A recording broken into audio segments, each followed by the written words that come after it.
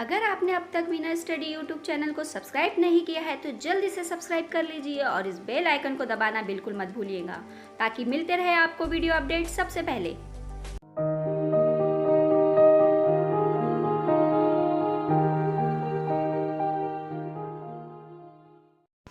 Hello friend, स्वागत है आपका विनर स्टडी में। फ्रेंड, आज से हमारा आधुनिक भारत शुरू होता है और इस पार्ट में हम यूरोपीय शक्ति का, यूरोपीय व्यापारियों का भारत में किस तरीके से आगमन होता है, कौन कौन यहाँ आएगा, किस तरीके से वो अपनी व्यापारिक कोठी खोलेंगे और इन सारे व्यापारियों में से कौन सी कंपनी भारत में रहेंगी, यानी इन सबको ख़त्म करके एक ही वो कंपनी है यानी कि ब्रिटिश ईस्ट इंडिया कंपनी जो भारत में ही रहेंगी और यहाँ पे फिर वो बाद में शासन भी करेंगी। तो आज के इस वीडियो में हम ये देखेंगे और इसके बाद वाले वीडियो में फिर हमारा सिर्फ हम आधुनिक भारत में अंग्रेजों को ही देखेंगे।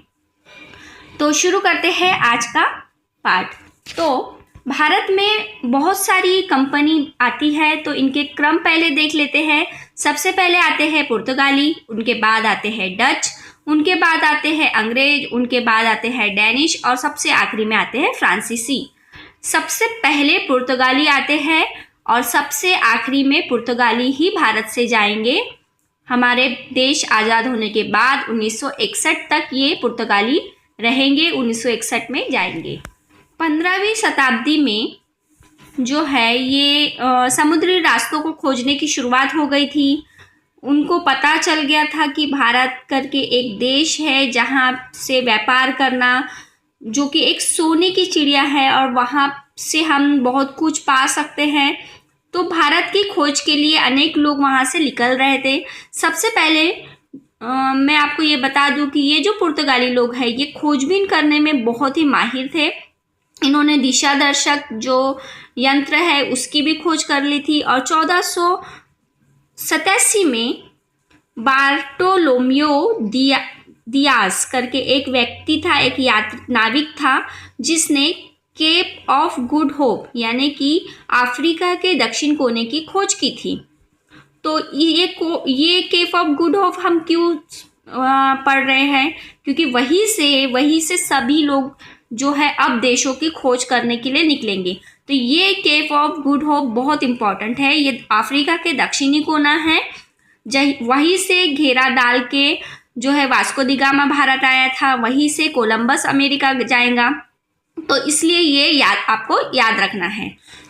तो इसी केप ऑफ गुड होप से 1492 में कोलंबस जो है भारत की खोज के लिए निकलता है, लेकिन वो भारत ना पहुंच के अमेरिका पहुंच जाता है। तो आपको ये याद रखना है कि कोलंबस जो है ये अमेरिका की खोज करते हैं। कब करते हैं? तो 1492 में। ये इटली का नागरिक है। इसके बाद पुर्तगाली नागरिक यानी कि वास्को दी गामा भारत की खोज के लिए निकलते हैं और ये जो है करीब 17 मई, कोई बोलते हैं 20 मई 1498 को वास्को दी गामा जो है भारत पहुंचते हैं। तो बहुत ही मुश्किलों से, तूफानों से और बीच बीच में इन्हें बहुत से यानी लोगों से लड़ झगड़ के ये भारत पहुंचते हैं। और भारत पहुंचते हैं जब केरल में यानी जो पश्चिमी तट है हमारा, जिसे मलबार भी कहते हैं, तो ये मालाबार तट पर पहुंचता है कालीकट में। तो आपको ये याद रखना है कहाँ पहुंचता है, तो कालीकट में जो कि केरल में है। मालाबार तट आया तो भी सही है। तो वहाँ पहुँचते हैं और वहाँ का जो राजा था, राजा झमोरिन, उसका ओरिजिनल नाम समुद्री है लेकिन ये लोग उसे झमोरिन कहते थे। इन्हें बोलना नहीं आता था इसलिए उन्होंने झमोरिन बोल के उसका नाम झमोरिन डाल दिया। तो झमोरिन राजा जो है ये वहाँ पे उसका बहुत ही अच्छे से स्वागत करता है और स्वागत करने के बाद उसे अपने एक मंदिर लेकर जाता है जहाँ पे देवी माँ की मूर्ति थी और वहाँ देखकर वास्को दी गामा को लगता है कि ये हमारे ईसाई धर्म की माता की ही मूर्ति है और वो लोग समझते हैं कि ये हमारे ही जैसे लोग हैं ईसाई धर्म में। तो इस तरीके से झमोरिन बहुत ही अच्छे से उसका स्वागत करता है। आपको ये नाम याद रखना है झमोरिन, कि कौन वास्को दी गामा का स्वागत करता है, तो झमोरिन करता है, राजा झमोरिन। तो वास्को दी गामा करीब 1 साल यहाँ रहता है बहुत सारे मसाले यहाँ से लेकर 1499 में वापस चले जाता है। और ये जो मसाले यहाँ से वो लेकर जाता है उसकी कीमत यानी यहाँ जितनी कीमत थी वहाँ उसके 50 से 60 गुना वहाँ वो बेचता है। इतना उसको बेनिफिट होता है। तो यानी 1 रुपये का सामान वो वहाँ पे 60 रुपये में बेचता है। तो वहाँ पे जाने के बाद फिर उन लोगों को लगता है कि भारत में व्यापार करना अच्छी बात है, तो फिर ये लोग यहाँ आते हैं और अपनी जो है कोठी स्थापित करते हैं, व्यापारिक कोठी। तो वास्को दी गामा जो भारत पे कितनी बार आया, तो वास्को दी गामा भारत पर टोटल 3 बार आता है। दूसरी बार फिर से ये 1500 में आएगा और फिर से मसाले लेकर चले जाएगा। तीसरी बार ये वायसराय बनकर आता है और 1524 से 1529 तक ये भारत का वायसराय यानी गवर्नर था। तो आपको ये याद रखना है कि वायसराय कब से कब तक गवर्नर था। तो 1524 से 1529 तक 3 बार भारत आता है और जब तीसरी बार आता है तो इसकी मृत्यु यहीं हो जाती है और इसे गोवा में दफनाया जाता है। तो ये बहुत इंपॉर्टेंट है, आपको वास्को दी गामा के बारे में इतनी बात याद ही रखना है। इसके बाद आपको ये याद रखना है कि पुर्तगाली लोग जो है ये भारत में पहली व्यापारिक कोठी कहाँ स्थापित करते हैं, तो कोचीन में करते हैं। और इसके अलावा इनका जो वायसराय है, तो सबसे पहला वायसराय जो था 1505 में फ्रांसिस्को द अल्मेडा को बनाया जाता है। फ्रांसिस्को द अल्मेडा ये 1505 से 1509 तक भारत में वायसराय रहेंगे। इनके समय में कन्नानौर करके एक जगह है, वहाँ पे दूसरी कोठी बनाई जाती है। साथ ही गुजरात द्वीप पर भी अधिकार कर लिया जाता है। इसके बाद दूसरे जो वायसराय आएंगे उनका नाम है अल्फांसो द अल्बुकर्क। ये 1509 से 1515 तक रहेंगे। और इनके समय में क्या होता है कि ये 1510 में बीजापुर के जो शासक है यूसुफ आदिल शाह उन पर उनसे गोवा जीत लेंगे। तो आपको ये याद रखना है कि 1510 में गोवा किससे जीता जाता है और कौन जीतता है, तो बीजापुर के शासक यूसुफ आदिल शाह से गोवा जीता जाता है अल्बुकर्क के द्वारा। इसी के अलावा जो जामोरिन है अब इनके विरुद्ध हो जाता है, तो 1510 में ये जामोरिन के महल पे भी विद्रोह करते हैं और वहाँ से बहुत कुछ लूट लेते हैं। इसके अलावा पुर्तगाली लोगों के इस विस्तार के कारण बहुत से शासक एक होकर इनका विद्रोह करते हैं। 1571 में बीजापुर, अहमदनगर और कालीकट के शासक एक हो जाते हैं, विद्रोह करते हैं लेकिन सफल नहीं हो पाते हैं। और ये इसी स्पीड से मद्रास का थोमे, बंगाल का हुगली, चटगांव भी अधिकार में ले लेते हैं पुर्तगाली 1579 तक। 1580 में अकबर के दरबार में पहला ईसाई मिशन भेजा जाता है। इस ईसाई मिशन को भेजने का उद्देश्य ये रहता है कि वो ईसाई धर्म को स्वीकार करे, शिक्षा देना चाहते थे ईसाई धर्म की, लेकिन अकबर इनकार कर देता है, मना कर देता है। 1612 में क्या होता है कि मुगल जहाज को लूट लिया जाता है पुर्तगालियों के द्वारा, और ये जो रीज़न है पुर्तगालियों को बहुत सारी अपनी जो जीती हुई जगह थी वो वापस मुगलों को देना पड़ता है। इस तरीके से पुर्तगाली एक छोटी सी जगह में फिर सिमट कर रह जाएंगे। 1961 तक पुर्तगाली भारत में रहेंगे। इनके बाद जो है भारत में डचों की एंट्री होती है। तो ये पुर्तगालियों को देखकर ही, उनके व्यापार को देखकर ही भारत और भारत के आसपास के जो पूर्वी एशिया के बहुत सारे देश है वहाँ व्यापार करने के उद्देश्य से यहाँ आते हैं। 1596 को पहला डच नागरिक भारत आता है, उसका नाम आपको याद रखना है। उसका नाम था कार्नेलियन हाउटमैन। ये 1596 को भारत आएगा। और 1602 में डच कंपनी की स्थापना होती है, ये भी आपको याद रखना है। इसके अलावा 1605 में ये पहली अपनी व्यापारिक कोठी कहाँ बनाते हैं, तो ये मसूलीपट्टनम में अपनी पहली व्यापारिक कोठी बनाते हैं। इसके अलावा दूसरी व्यापारिक कोठी ये पुलिकट में स्थापित करते हैं और सोने के सिक्के चलाते हैं। तो आपको इसमें सिर्फ ये याद रखना है कि पहला व्यक्ति कौन था, डच, तो हाउटमैन, पहली व्यापारिक कोठी मसूलीपट्टनम। उसके अलावा डच कंपनी की स्थापना 1602 में होती है, ये भी याद रखना है। भारत में डचों का जो पतन है उसका मुख्य कारण है 1759 का जो वेदरा का युद्ध हुआ था वो। तो ये वेदरा का युद्ध को आपको याद रखना है, ये किनके बीच में हुआ था? तो डच और अंग्रेजों के बीच में हुआ था। कब हुआ था? तो 1659 को हुआ था, और यही रीज़न था कि डच को भारत छोड़ना पड़ा। इसके बाद ईस्ट इंडिया कंपनी आती है। इस कंपनी को स्थापित होने के पहले हम थोड़ा सा इसके पीछे जाते हैं। होता क्या है कि 1578 तक भारत का पता इंग्लैंड के नाविकों को नहीं था। 1578 को सर फ्रांसिस ड्रेक करके एक नाविक था, जो कि लिस्बन यानी कि पुर्तगालियों की राजधानी क्या है? लिस्बन। तो लिस्बन जाने वाले एक जहाज को वो लूटता है, और वहीं से उसको एक नक्शा, एक मानचित्र मिलता है जिसमें भारत का नक्शा था, और उसी के माध्यम से ये भारत आते हैं। तो ये अपने रानी एलिजाबेथ के पास जाते हैं और उन्हें कहते हैं कि हमें ईस्ट साइड में व्यापार करना है। तो वो उन्हें अधिकार पत्र देती है कि ईस्ट इंडिया कंपनी की स्थापना करती है 1600 में। 31 दिसंबर 1600 में ईस्ट इंडिया कंपनी की स्थापना होती है। आपको ये याद रखना है, 1600 में। और वो यानी ये अभी ईस्ट यानी पूरब के कोई भी देशों में अपना व्यापार कर सकते हैं। 15 सालों तक ऐसी अनुमति मिलती है। उसके बाद 1608 में पहली बार हॉकिंस भारत आता है, सूरत में। तो आपको ये याद रखना है कि हॉकिंस कहाँ आता है। तो सबसे पहले वो सूरत पहुंचता है 1608 में, और 1609 में वो आगरा जाता है जहांगीर के दरबार में। तो इसके पहले भी हमने देखा है जहांगीर वाले पार्ट में। तो आपको ये याद रखना है कि वो पहले सूरत आया था 1608 में, और फिर 1609 में जहांगीर के दरबार में गया था। और जहांगीर से उस समय उसने एक फरमान मांगा था, यानी एक याचना की थी कि वो सूरत में अपनी कोठी खोले, व्यापारी कोठी खोले, और इसकी उन्हें जो है फरमान जो है स्वीकार कर लिया था। और कैप्टन हॉकिंस जिस जहाज से आता है उस जहाज का नाम था रेड ड्रैगन। तो ये भी याद रख लीजिएगा कि वो किस जहाज से आता है, तो रेड ड्रैगन। तो क्वेश्चन ऐसा भी आ सकता है कि भारत आने वाला पहला अंग्रेजी जहाज का नाम क्या था? तो रेड ड्रैगन, जिसमें हॉकिंस आया था। अंग्रेजों ने सबसे पहली व्यापारी कोठी कहाँ खोली गई थी?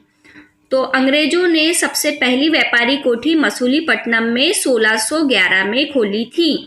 बहुत से लोगों को कन्फ्यूज़न है कि सूरत में खुली थी, लेकिन सूरत में उन्होंने खोलने का प्रयास किया था 1608 में, लेकिन उसमें वो सफल नहीं हो पाए थे। तो अगर क्वेश्चन ऐसा आया कि पहला प्रयास कहाँ किया गया था, तो सूरत में किया गया था 1608 में, लेकिन पहली व्यापारी कोठी जो है ये मसूलीपट्टनम में ही खोली गई थी। उसके अलावा सूरत में भी खोली गई थी, लेकिन वो मुगल साम्राज्य के अंदर में, अगर क्वेश्चन आया कि मुगल साम्राज्य के अंदर में पहली व्यापारी कोठी कहाँ खोली गई थी, तो सूरत में। या फिर क्वेश्चन ऐसा आया कि पहली पश्चिमी तट पर पहली व्यापारी कोठी कहाँ स्थापित की गई थी, तो भी सूरत में 1613 में। इसके अलावा 1615 में जो सम्राट थे जेम्स प्रथम, उनके राजदूत बनकर सर टॉमस रो भारत आए थे, और वो 1619 तक थे, और वो मुगल सम्राट जहांगीर के दरबार में आए थे। तो आपको ये याद रखना है कि जहांगीर के दरबार में सबसे पहला कौन अंग्रेज आया था और दूसरा कौन आया था, और दो अंग्रेज कौन से आए थे? तो पहला था हॉकिंस और दूसरा था टॉमस रो। तो आपको ये याद रखना है। तो ये रो जो है, इसने टॉमस रो ने जहांगीर और खुर्रम यानी कि शाहजहां से अंग्रेजों के लिए कुछ व्यापारिक छूट प्राप्त की थी। जैसे कि अभी तक जो हॉकिंस गया था तब उसने सूरत में व्यापारिक कोठी का फरमान मांगा था, और इसने रो ने जो है पूरे भारत में पूरे मुगल साम्राज्य जहाँ जहाँ था वहाँ पर उसने फरमान मांगा था, तो उसमें वो सफल हो गया था। इसके अलावा अंग्रेजों ने बहुत जगह अपनी व्यापारिक कोठी खोली थी, जैसे कि 1633 में मद्रास में, 1651 में हुगली में, 1688 में बम्बई में उन्होंने अपनी कोठी खोली थी। और फिर सिक्के चलाए थे। सिक्के जब चलाए थे तो मुगल उनसे नाराज हो गए थे, और उन्होंने हुगली, कासिम बाजार, पटना, मछलीपट्टनम, विशाखापट्टनम और बम्बई उनसे छीन लिया था। लेकिन 1690 में अंग्रेजों ने, जब औरंगजेब का समय था, तो औरंगजेब के पास गए और माफ़ी मांगे और उसका भुगतान दिए, और फिर से अपनी कोठियाँ ली और नई कोठियाँ शुरू कर दी। साथ ही औरंगजेब से उन्होंने किलेबंदी की भी अनुमति ले ली थी।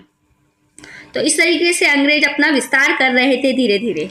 इसके अलावा 1639 में अंग्रेज फ्रांसिस डे ने चंद्रगिरी के राजा से मद्रास को किराए पे ले लिया था और वहाँ पे किलाबंद कोठी का निर्माण किया।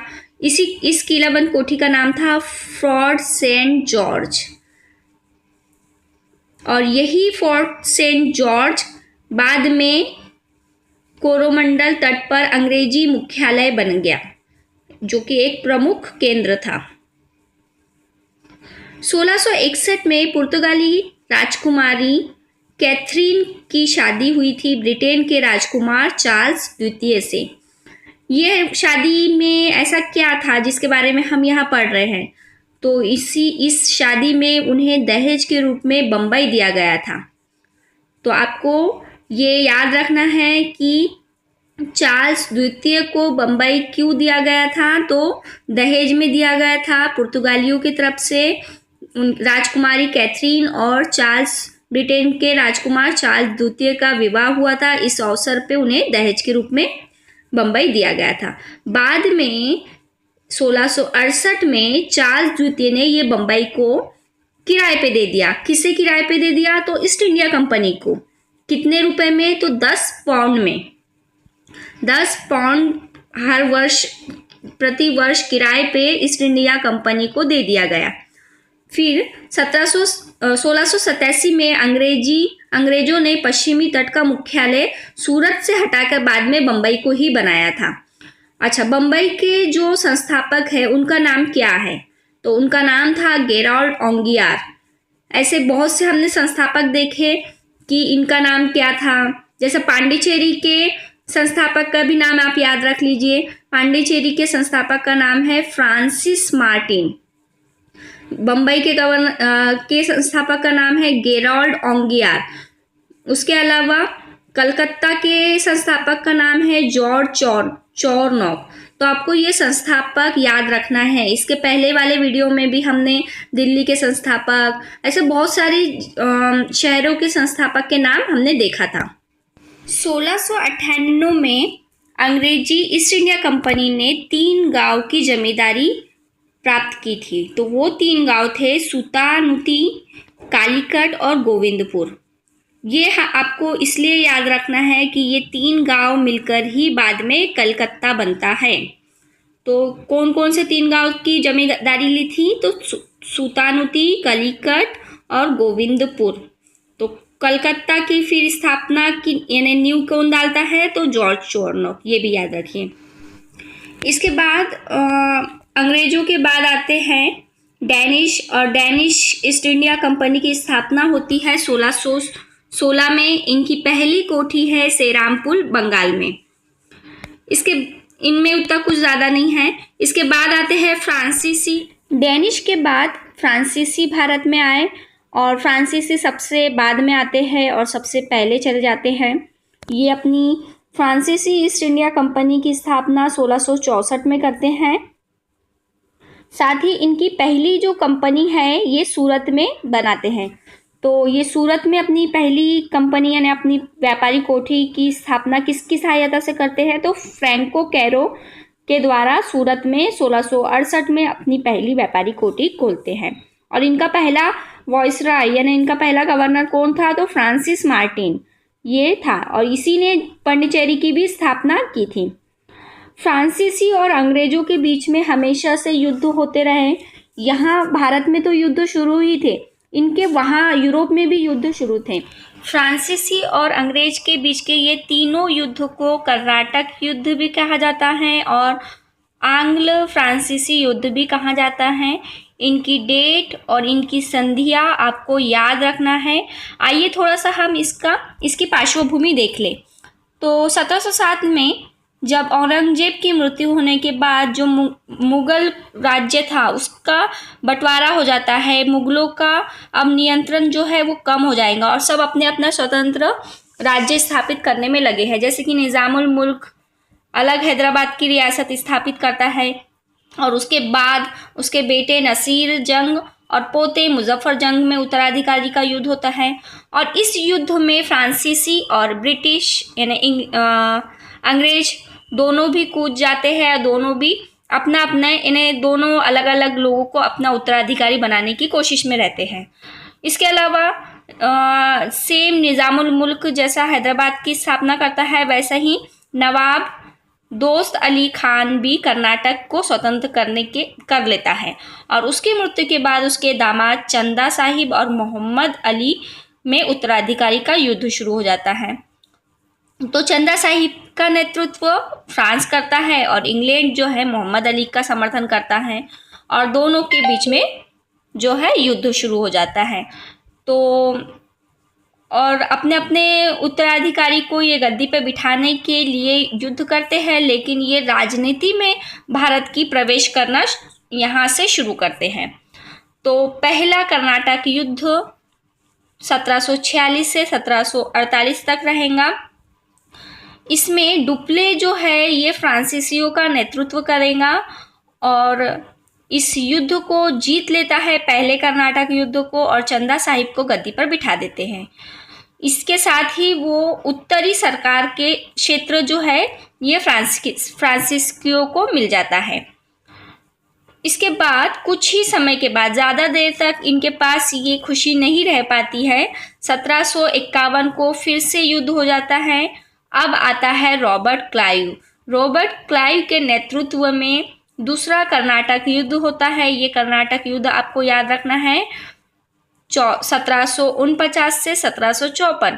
पहला जो युद्ध हुआ था ये एला शापल की संधि के साथ ही खत्म होता है। एला शापल, ठीक है, तो याद रखिए। दूसरा कर्नाटक युद्ध फिर से गवर्नर डुप्ले और रॉबर्ट क्लाइव के बीच में ये युद्ध होता है और रॉबर्ट क्लाइव बहुत बुरी तरीके से फ्रांसीसियों को हरा देते हैं और इनकी जो संधि होती है वो पौंडीचेरी की संधि होती है। तो कई ये त्रिचूरापल्ली की संधि भी कहते हैं। तो दोनों नाम याद रखिए, त्रिचूरापल्ली या पौंडीचेरी की संधि। तो दूसरा युद्ध भी यहाँ पे ख़त्म होता है, लेकिन कुछ ही समय के बाद 7 सालों का सप्तवर्षीय युद्ध 1756 से 1763 के बीच में होता है। ठीक है, सप्तवर्षीय युद्ध क्यों कहते हैं? क्योंकि 7 सालों का युद्ध होता है ये। और इस युद्ध की शुरुआत जो है फ्रांसीसी सेनापति काउंट दे लाली के द्वारा होती है। ये सेनापति जो है काउंट दे लाली, ये मद्रास पर आक्रमण कर देता है और लाली को ब्रिटिश सेनापति आयरकुट के द्वारा हरा दिया जाता है। तो ये था तीसरा युद्ध 1756 से 1763, 7 साल का है, इसे सप्तवर्षीय युद्ध भी कहते हैं, कर्नाटक का तीसरा युद्ध। और इस युद्ध की समाप्ति पेरिस की संधि के साथ होती है। पहला कर्नाटक युद्ध की समाप्ति एला शापल की संधि, दूसरा है पौंडीचेरी की संधि और तीसरा है पेरिस की संधि। इसी युद्ध यानी तीसरे कर्नाटक युद्ध के बीच में ही 1760 को और एक युद्ध होता है जिसका नाम था वॉन्डिवॉश की लड़ाई। इस युद्ध में जो है फ्रांसीसियों की बहुत बुरी तरह से हार होती है और अंग्रेज इसमें जीत जाते हैं। तो ये युद्ध आपको बहुत अच्छे से याद रखना है, 1760 वॉन्डिवॉश की लड़ाई। और ये सारे युद्ध जो है कर्नाटक में हुए थे, इसीलिए इसे कर्नाटक युद्ध भी कहा जाता है और आंग्ल फ्रांसीसी युद्ध भी कहा जाता है। तो इस युद्ध में फ्रांसीसियों का बहुत बुरी तरीके से पतन होता है। 1761 में अंग्रेज जो लोग हैं वो पौंडीचेरी भी फ्रांसीसियों से छीन लेते हैं। 1763 में पेरिस की संधि होती है। इस संधि के द्वारा अंग्रेज जो है चंद्रनगर छोड़कर बाकी सारे प्रदेश जो उनके थे वो उन्हें वापस दे देते हैं और ये प्रदेश भारत के आज़ादी तक फ्रांसीसियों के कब्जे में रहेंगे। तो इस तरीके से ब्रिटिश ईस्ट इंडिया कंपनी, अंग्रेजी ईस्ट इंडिया कंपनी जो है बाकी सारी कंपनियों को ख़त्म करके, युद्ध करके, उनको हराकर अपना शासन स्थापित करती है और भारत में अपने पैरों को मजबूत बनाती है। एक बार जल्दी से हम इसका रिवीजन कर लेते हैं कि आपको इसमें बहुत इम्पोर्टेंट चीज़ें क्या है वो याद रखना है। इनके क्रम, सबसे पहले सबसे पहले कौन आया था? पुर्तगाली, उसके बाद डच आए, डच के बाद अंग्रेज आए, अंग्रेज के बाद डैनिश और डैनिश के बाद फ्रांसीसी आए। इनकी कंपनियां, जो पुर्तगाली कंपनी है वो 1498 में स्थापित हुई।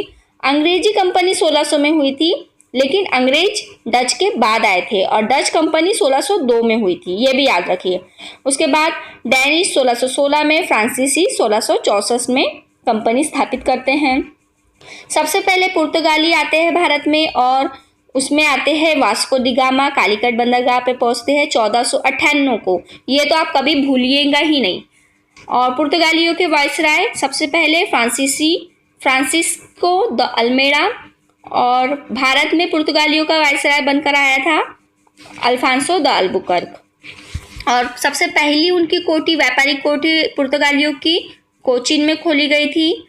और डच व्यक्ति कौन था जो सबसे पहले भारत आया था? तो हाउटमैन, का पूरा नाम था कार्नेलियन हाउटमैन, ठीक है। और इनकी पहली व्यापारिक कोठी थी मसूलीपट्टनम में। अंग्रेजों की भी पहली व्यापारिक कोठी थी मसूलीपट्टनम में, ठीक है। लेकिन अंग्रेजों ने सूरत में व्यापारिक कोठी खोलने का सबसे पहले प्रयास किया था, लेकिन वो पहले नहीं खोले थे, पहले मसूलीपट्टनम में खोले थे। ये पॉइंट को तो याद कर लीजिए अच्छे से।